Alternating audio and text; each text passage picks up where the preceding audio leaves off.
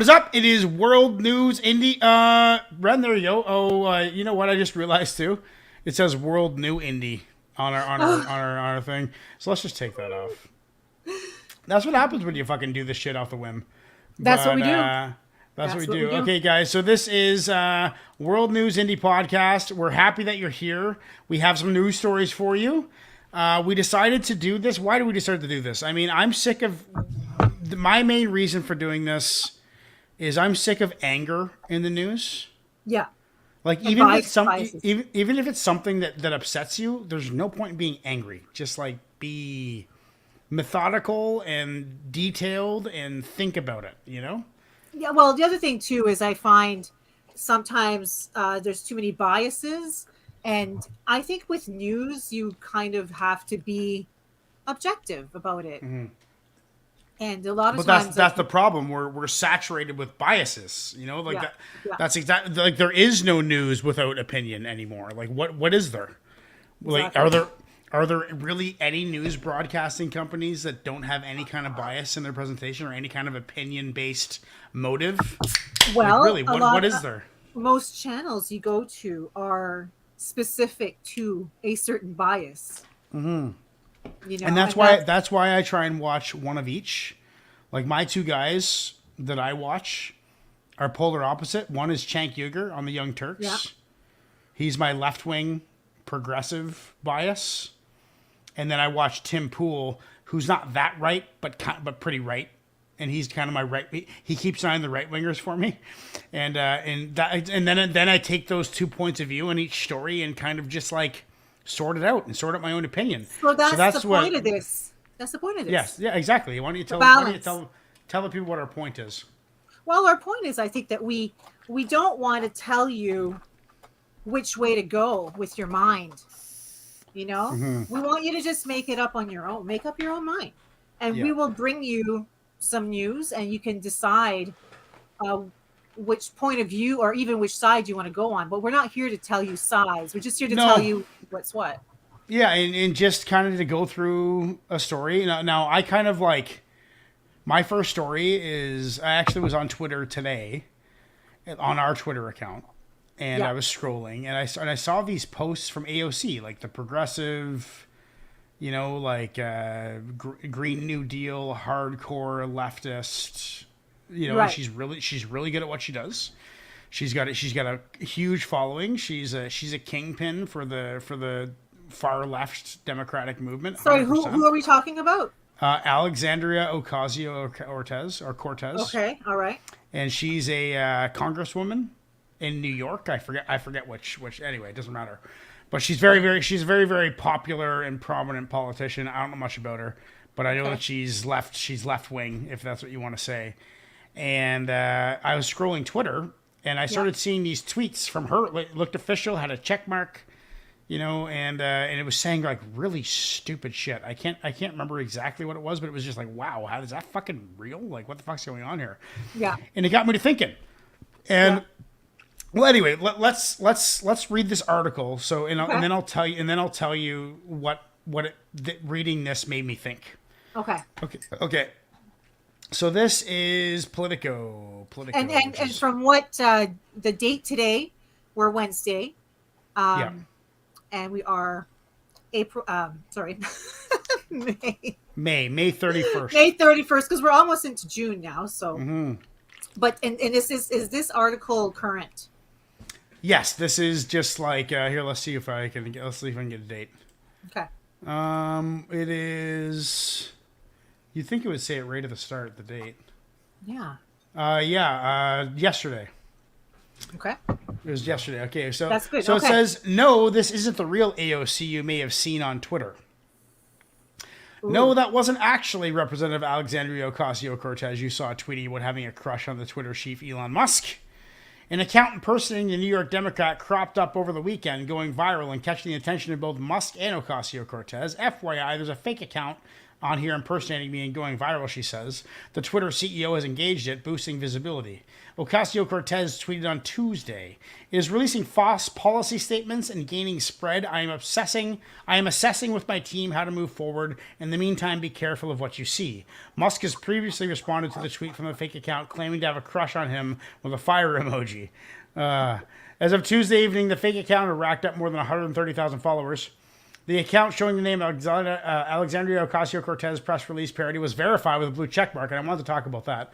The verification system used to be for a form of authentication for Twitter accounts, in part a way to prevent users from confusing the accounts of government officials and famous users with fakes. Under Musk, the site has switched to pay to verify system, allowing any user to subscribe and have a blue check attached to their profile. And that is why, okay, so I read this article, and I saw the tweets, and I'm just thinking, like, man, like, what if someone did that to me? Yeah. You know, like, what if someone who had something against me or didn't like something I said online or whatever, and that's if you knew. That's if you found out about it. Well, but like that's the thing about the whole verification thing on Twitter is that, like, you can pay $8 a month to get a blue check mark. True. That's what it is now. So you can make a fake account and get verified. So, like, that's a slippery fucking slope. And it got me thinking, what if someone did that to me? But also, I started thinking about, like, elections coming up and all this chat GBT and AI and all these like, the other day my wife was showing me this this serial killer documentary, but it was done with an artificial intelligence, like, graphics. Oh. And it was Albert Fish, like the notorious serial killer. It was his face telling his own story. Oh, geez. And it looked like a real person. And so I'm thinking, like, what's going to happen? You know, I first started thinking, like, what if someone did this to me and said something that went viral, right? that I didn't say, and everyone in the whole world thought I did. That's gonna be very common. And I started thinking about, like, Donald Trump and Joe Biden and Elon Musk and Mark Zuckerberg and fucking all these pundits, all these reporters, all these journalists. And, like, we're not going to have any fucking idea what is real or fake anymore. It's insane. This is true. And with the AI, absolutely. Yeah, we're. Whew. So if you could make a troll Twitter account with a verified check mark, and honestly, I thought I had to look into it. I scrolled it and read the tweet, and saw AOC saying something very stupid. Didn't make any sense. It just made her look very bad. And then I'm like, wait a minute, did she actually say that? I got to look into this. And I looked into it. I'm like, holy shit. And then I found this article. I'm like, Jesus Christ. So that's next level trolling. Exactly. And that's why I put that in the title. This is the evolution of trolling. Now trolls are going to have your voice, your face, your favorite music, your podcast, everything that you've ever said. They're going to have, and they're going to use against you. Do you know what else is a concern? Voice notes. Yes, exactly. Like AI, like I remember I was watching Tim Pool, my favorite right winger, and he was showing some posts of people AIing his voice and making him say things that weren't him, and you could kind of tell. Yeah. But for like the new listener, there's no way you ever would have known that it wasn't him. Like I could tell because I watched him, like Shank and him. Those are basically my two news sources, right? Yeah, yeah. I was thinking back in the day, impersonators, right? Yeah, totally. This is the same thing, but with tools. With tools, yeah, with a tool belt. Yeah. Oof. Yes. Wow. Like, imagine somebody went on to your account and hacked into your account and posted a video that is all AI of you saying all this horrible stuff about your husband that you didn't say, and you had to explain it, or your boss, or your mom, or your family. Yeah. Well, here's what some people have brought up to my attention. I had a conversation with a couple people about this AI stuff, and they'll steal the material that you write, and then reproduce it. Reproduce in different, organize the words in different ways to say different things. Yeah. Yeah. Well, and that's it, and that's like Donald Trump, fucking asshole. I get it. No one likes him. I don't like him. Fuck that guy. But the fact of the matter is that even still, that he's a piece of shit. Yeah. He has spoken so much on TV that you could cut up all the words that he uses and get him to say whatever you want. Yes. And he has so much. There's so much information for AI to source There's a lot of replicate material. to replicate his voice and his face and everything. That it's going to be crazy. We're not going to know what's real and what's fake. No matter what you. So that's why I want a news show like this where it's like we got to talk about this shit, without being mad. It's true. We're entering a situation in the world where The Twilight Zone. we're not gonna know real from fake. There's gonna be no way to know what's going on. It's gonna be totally impossible to know. And that's why I thought this was a good first story for our starter. podcast. Yes. Because it's something that's gonna affect us all. And that potentially could affect us all. Like it could affect me and your family. It could affect you and your family. It could affect it directly because just because it's being done on a macro scale, that instantly tells you that on a micro scale it's gonna be being done a million times more. Like this is gonna be used to fuck with people. Like I guarantee you. Like all of a sudden, let's say this guy says something bad to you. He was a creep at the bar or whatever.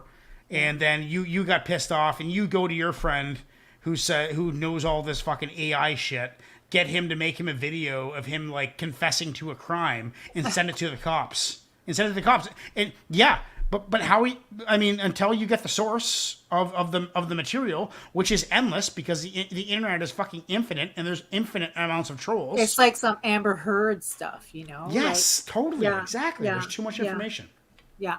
Wow. People can, and another thing too is that, the expression, there's no such thing as bad press and all that.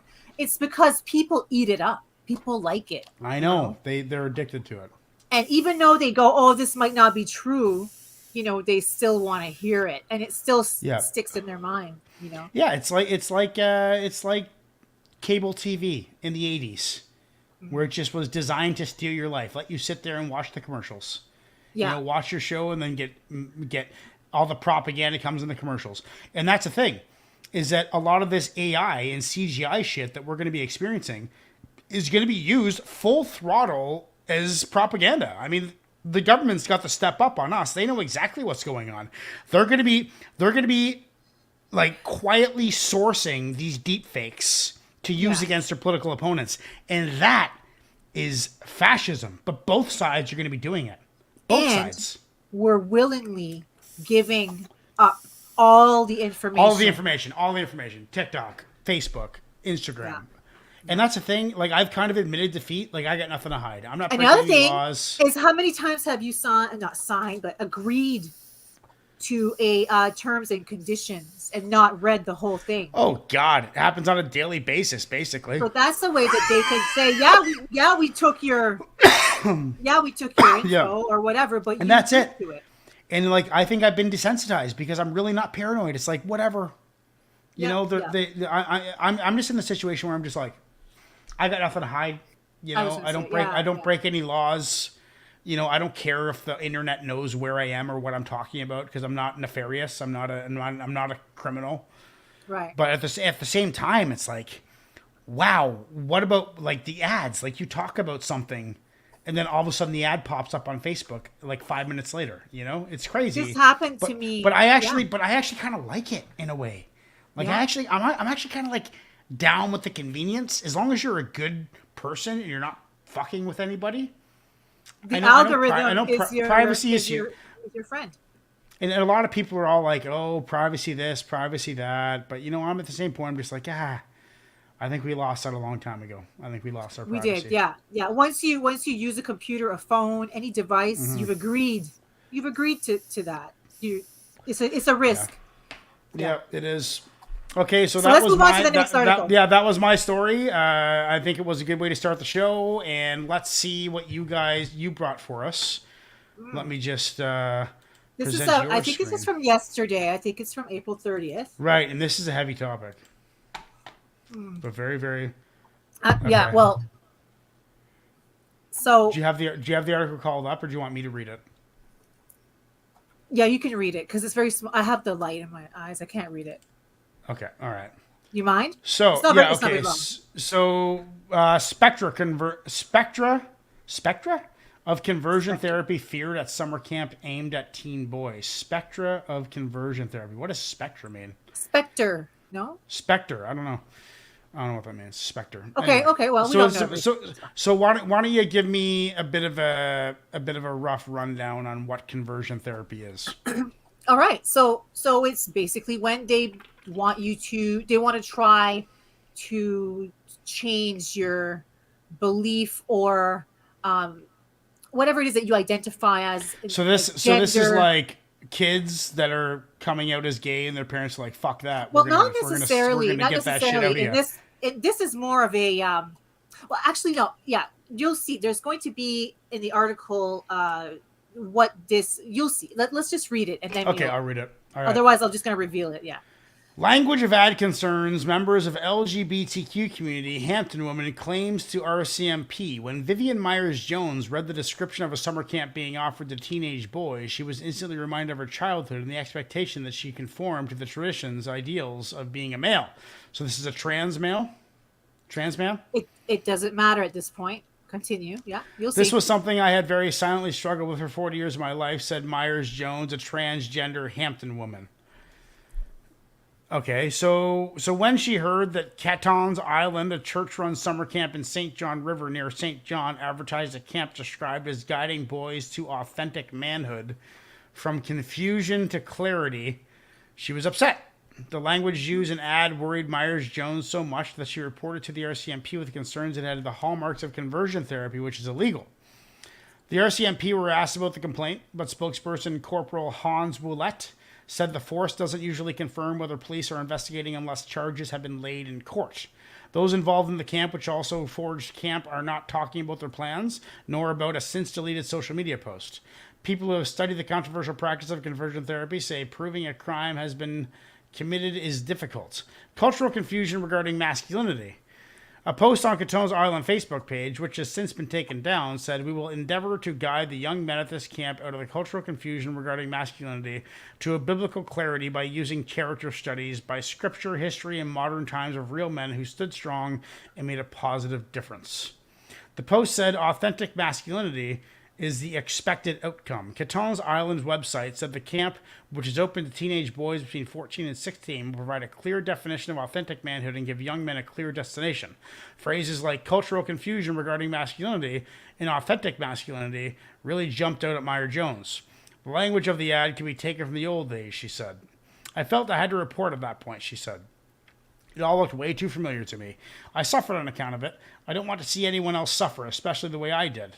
Caton's Island operated by Wesleyan Church, although anyone may apply to attend the camp. CBC News called and emailed Caton's Island camp director and Wesleyan Church of Canada's head office in Sussex, but has not received a response. The New Brunswick Human Rights Commission was also asked whether Forge Camp violates human rights, but a spokesperson declined to comment because the issue is the subject of a criminal complaint. Language matters, a lawyer says. The legal standard for a criminal charge of practicing conversion therapy is very high, said Fredericton lawyer and advocate Amber Chisholm, who is also a board member of Imprint Youth, which works with the LGBTQ community. Conversion therapy describes an intentional choice to have a queer or transgender child stop identifying that way and begin presenting as straight or cisgender, okay? In the wake of decriminalization of conversion therapy, she said, the wording of any advertising is likely to be crafted very carefully to not transgress the criminal code. And she said it's entirely possible that this camp was created to teach life skills which organizers see as valuable to cisgender boys and nothing more. Chisholm does believe, however, a larger conversion is needed about gender rules. The issue isn't necessarily that those life skills have no value. It is that they're being tied to very rigid cisgender and heteronormative gender rules that constrain who can and cannot participate, or how certain kinds of children who are assigned male should express themselves. She worries this kind of language can have an effect on transgender, nonconforming, or queer children, that it's likely going to be negative and likely going to contribute to people staying closeted. Okay, that's... And then it says, Scavo said it's particularly concerning when vulnerable youths are involved. We're very concerned, and it's why we're monitoring the situation. He said he's reached out to the camp to get some more information, but he hasn't heard back from anyone. Yeah. So it's important to note here that the law, they passed a law in terms of in terms of all of this. It's against the law now. Okay. What is conversion therapy? Yeah, in Canada it is. So conversion therapy is when, like, well, let's say I had a queer kid, and he said, "I'm queer," and I was like, "No, you're not. You're going to go to conversion therapy." Is that what it is? Yes, that's what it is. Okay. And I also read, and I can't find the article now, but that in Vancouver, it's prevalent, and it's still happening. And these are people who are testimonials. Well, is that like a Christian thing? To pray the gay away. Have you ever heard that expression? No. I wasn't really heavily exposed to religion, you know. I'm a confirmed Catholic, but my mom wasn't too strict with it. Here's what I'm seeing in all of this. I'm going to try to be as objective as possible with this, but I think that because it doesn't affect a lot of heterosexuals, let's call it that, which is, and let's be honest, heterosexuals are the majority of the population as well. So it doesn't affect the majority of the population. Statistically, yeah. And so that's why I think it's getting ignored and kind of like brushed under the rug, you know, because 14 to 16, you know, that's the age. It's pretty specific. So, you know, I don't have any children, but you have a child. And so I know we're not going to make this about us, but I don't think that I agree that this law should exist, but I also think that, and I no, let's put it this way. I don't think that you should force anyone to be anything that they don't want to be, or that they aren't in any way, shape, or form. But why? But my question is, for all this is like, but for who? Who does this benefit? Well, I'm trying to play the devil's advocate here right now. Yeah, please do. Yeah. Is like, what if as a parent you feel that they're being foolish and that their judgment's being clouded, and maybe they're maybe they're not grown up enough to be making these decisions. Like, what would you say to that? You wait it out. You wait it out, and if exactly right. Yeah. And I think that's a big problem. That people, when people are having like gender confusion and you know, whatever discomfort in their own skin, whatever it may be, I think a lot of the times it's just gonna suck for a while and you'll get through it. You know, like you'll have an answer soon enough. And I think people jump the gun a little too much on this. Like, oh my God, you're transgender. Let's get you hormone therapy immediately. Well, maybe you should just sit on it for 6 months and see what happens. Well, just see what happens. And then if it's still persistent, okay, well then maybe go down that road. I don't know anything. I'm not a doctor. I don't know what it involves. Well, that's why they're teaching it in schools now. And in this particular province where this is happening, this is in St. John, New Brunswick. They are having a huge discussion at this time about whether or not to pull this from the schools, this education program. So I don't know. What is the education about? What is it? What is about anything LGBTQ related? Okay.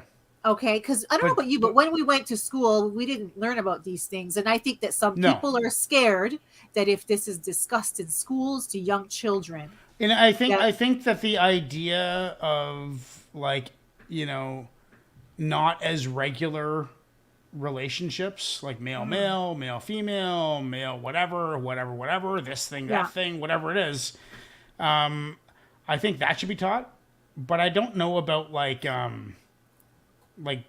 it shouldn't be sexual. It should be like don't make it about the actual engagement of sexual activity. Make it about everything that isn't that. When you think about relationships and people you know who are because we didn't get taught about sex either. Like, we didn't get taught about like we just got taught about what diseases. I'm trying to say is that when yes, that's true. When you think about people, straight people in relationships, right? Yeah. You think about how do they get along, and maybe you think about sex, but you know, not really. But when people start to think about people of same sex being together, that's the first thing that comes to their mind. Yeah. And I think that's what needs to change. Yeah, I think we need to be We're all just people here. You know. I think the population needs to be desensitized to what queer means. Like, dude, whoever you love, fucking love them and fuck them. Right. Do it Exactly. as much as you can. Love them as much as you can. Fuck them as much as you can. But that's kind of where it ends, you know. And leave the bedroom. I'm at the point where it's like, leave the bedroom in the bedroom. I don't talk about having sex with my wife. I don't talk about how I like to have sex with women. I don't talk how I'm cisgender and like the normal. I don't talk about how I'm a normie. I don't talk about with my friends when I'm with the boys at the bar. We're not talking about fucking chicks and licking pussy. We're not talking about that. But that's we're talking about life. We're talking about life, and we're talking about everything. So why are people so focused on the sex part? Exactly. Why does it matter? Like, is it, so the sexuality energizes other aspects of a personality. That's fine. Just don't tell me about fucking putting the dick inside the person or vice versa. Yeah, but I don't need to hear about that. Tell me all about your how you think that you're being let down by society, how you think that you're being harmed by society. Tell me about all of that. But I just don't want to. Don't teach my kids about the actual act of sex. They need to know. They need to know. And that's like a very individual, private thing as far as I'm concerned. I agree, but and that's I don't need to socially, proclaim my sexuality. So how old do you think a child should be when they learn that? I think it should be how their path entails. Like, I mean, it could be young, it could be old. And did you have sex education at all when you were in school? Yep. I had it in.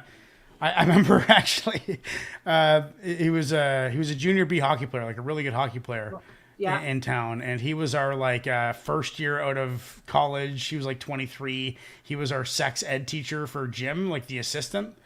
Okay. And he taught us how to put on condoms and taught us about pubic hair and how it's going to start growing. This is in junior school. Junior high, right? Grade 6, 7, 8.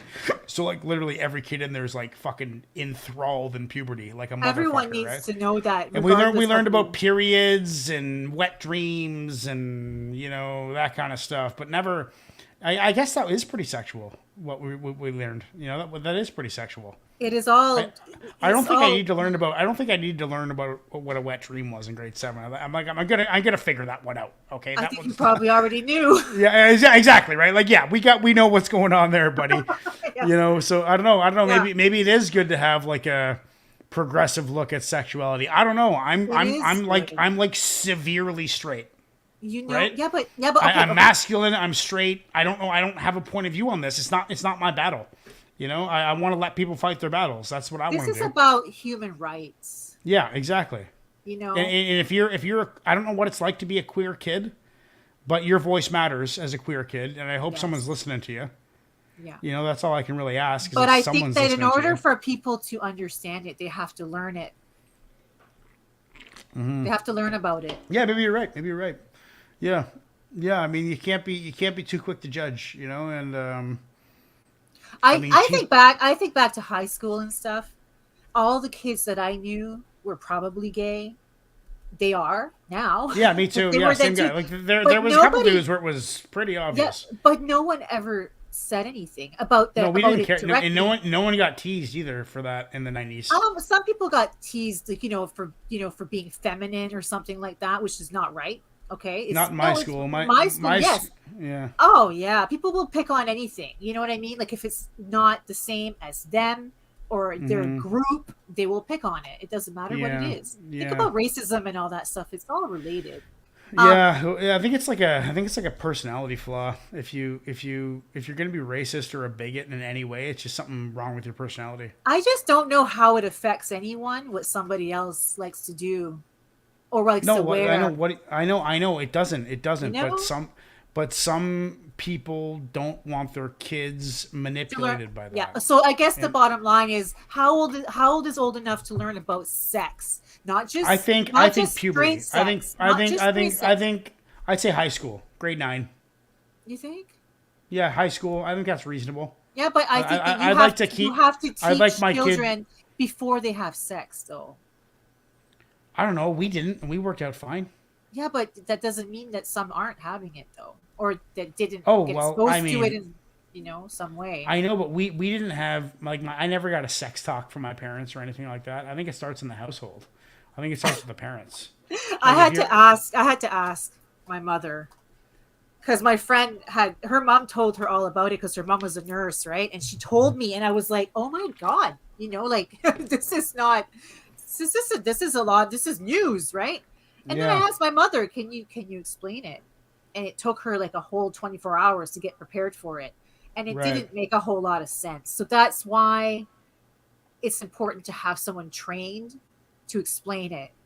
Yeah, I think that's what it comes down to is the training. Like you can't just have a random undergraduate in arts that went to teachers college teaching this shit. Like it's got to be a professional.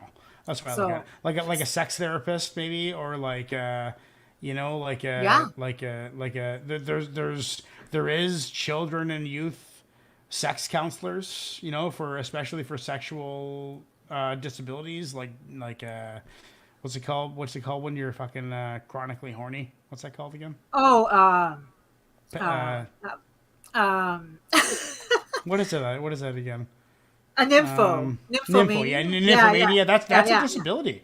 Like, Is and it? there's actually I've actually watched a There's documentary, support groups for that. Yeah. and there I've actually seen documentaries too on girls and guys that orgasm repeatedly involuntarily. Wow. Think about that. All of a sudden, you're just like coming your pants for no reason, or like having an That is a orgasm. disability.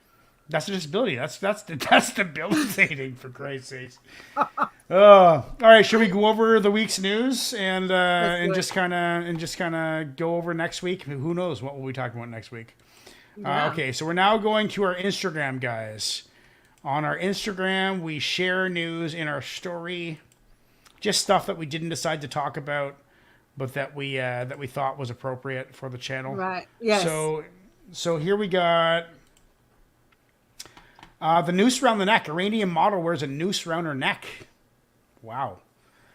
Moved to the U.S. to Sweden after struggling with burnout. Now I have 6 weeks of paid vacation. Okay, so think about that. Do that again. Okay. Okay, so I moved from the U.S. to Sweden after struggling with burnout. Now I have 6 weeks of paid vacation per year and rarely work overtime. Sweden.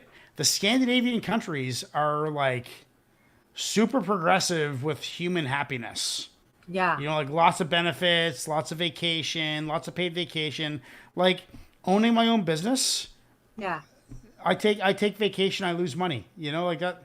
It'd be Yeah. nice if there was some kind of like, you know what? And okay, let's talk about this. I am totally fine with paying taxes for healthcare. Like in that way, I'm a socialist. Like because I got in that car accident when I was 16. I broke 27 bones. That's right. I was in a coma. I got brain surgery, got leg surgery, got jaw surgery, got lung surgery, got all the surgery. Millions of dollars it cost. Would have cost my family. It didn't cost my parents a dime. In fact, they stayed at Ronald McDonald House, which was a subsidized. They cost them like $10 a day to stay at Ronald McDonald House while I was in the hospital. Wow. So I am totally down for putting money into like benefits. If everyone could have benefits and Yeah. healthcare and paid Yes, of vacation, course. like I wish as a business owner, I could apply for some kind of like paid vacation where they subsidize my income while I take a vacation. to I regroup. see what you mean. But I- Brent, think about it this way: if I work minimum wage, right, which I've done most of my life, and I want time off, I don't get paid for that. I know, but I think you should. You get a vacation pay, but it's No, but I think you should you've be able to actually worked apply. for that. You should apply for grants. Like if you're a full-time employee without benefits, you should be able to apply for a grant and Yeah. get some kind of subsidy to help well, with insurance. vacation time. You must have insurance and stuff like that, right? I don't have insurance. Well, Oh. we got healthcare. I have business insurance and I have insurance for my employees. Okay, yeah, but not But for I yourself. I have disability, but that doesn't give me much because I make too much money. That's Because I interesting. make- Yeah. I make so much money that yes, I'm a registered person with a disability, but it doesn't give me any money. But 'cause you I also earn live so in a much. country that has free healthcare. I know, and that's what I love. I wish Americans like Chuck, who's watching right now, and I don't normally acknowledge comments in podcasts, but Chuck is one of my best buddies on the line, one of my best internet buddies, and he I watched met the Chuck. show. Yeah, you've Well, seen Chuck. on a show. Yeah, we did a Yeah, Wu-Tang thing, I think. yeah. I remember. Yeah. Okay, let's continue with the Okay. Yes, next stories. One. Okay. In this one, teens. How do I stop the story from going? There we go. Teens accused of killing and eating beloved mama swan, snatching her 4 babies. They ate a swan and her babies. Oh, that's terrible. Being a teenager is difficult, I think. Well, not as much as being a swan is. This is one of my all-time favorite fears. I've been on a cruise, and you sit on the back of a cruise boat, and you spit, and you watch the spit go away, how far you are behind the boat in seconds. And this poor fucker, man goes overboard on Carnival Magic ship off Florida during his first cruise. And he was celebrating his wife's birthday. His wife said that he was a party animal, liked the party, liked being social, he went overboard on a cruise ship and drowned. So that's the news. So what does that have to do with spitting though? Because if you're on a cruise boat and you spit off the deck and you see the spit hit the water, and then you count the seconds so you can't see that. Right. That spit, you're gone. Like, that cruise boat is fucking flying. Oh. You know, and it's scary. Like, one of my worst fears is falling off a cruise boat. Because, like, a cruise boat's... when you first get on, you're like, holy fuck, this place is huge. This is crazy. Yeah. And then after, like, 3 or 4 days, you're like, I gotta get off this fucking boat. Yes, I imagine. Yeah. I've never been on a cruise. Never. Yeah, I went on a cruise to Dominican, Jamaica, Cozumel, and Turks and Caicos. It freaks me out because of like it's a cesspool of just germs. It was fun. Well, I'm not a germaphobe. I'd probably snort a line of germs if I was. No, but did you ever watch all those shows on TV about all this stuff that happens and it spreads within? Oh yeah, but I don't know. I kind of like getting sick. I feel like once I get sick and I beat it, I'm stronger. Yeah, that's the way I look at it. I had the flu. So. I had the flu last weekend. I almost like getting sick is kind of like working out for your immune system. It's kind of like bench pressing. Yeah. Anyway, that is World News Indie Podcast, guys. You got anything else to say, Ren? No, I was just gonna say, have you ever spit outside the car window and it flew back in your face? Promote your book. Oh, my book. Yeah. Okay, so I just need to grab it. And of course, I did not get the one that doesn't have the.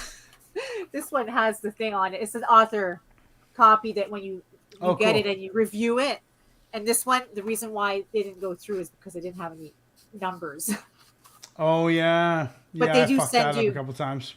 But yeah, so this is my new book, Thunder, and it's a memoir and it's prose and poetry. So, but there's only poetry in the middle chapter. Everything else reads, it's prose, but it's a story. It's not just poetry like my first book. Oh, cool! It's like consecutive. It builds. Oh yeah, it's a story. Yeah, it's based in the 90s, and it's. I don't want to say too much about it, but there is. Can you send me a link when we're done here so I can buy it? Yeah. I would have bought it by now. I just don't think about it. That's okay. You bought my last one. I appreciate that too. Yeah, no, I got them, and I just bought my friend, Lady Poetic. I'm not sure if you know her. She's a hip hop artist that I've known for years, and I just bought her book too. Oh yeah, so I like supporting that. So support Ren, buy her books. Support me by I don't know. You'll figure it out. Let's end it there. World News Indie Podcast, guys. It's on Spotify. I'll get it up there hopefully tonight. It's only 6:45. I'm gonna go to the park with my son. Fantastic show, Ren. I think it went really well. Yeah, it did. We'll do it again next week. Next week, 6 p.m. We will see you then. All right.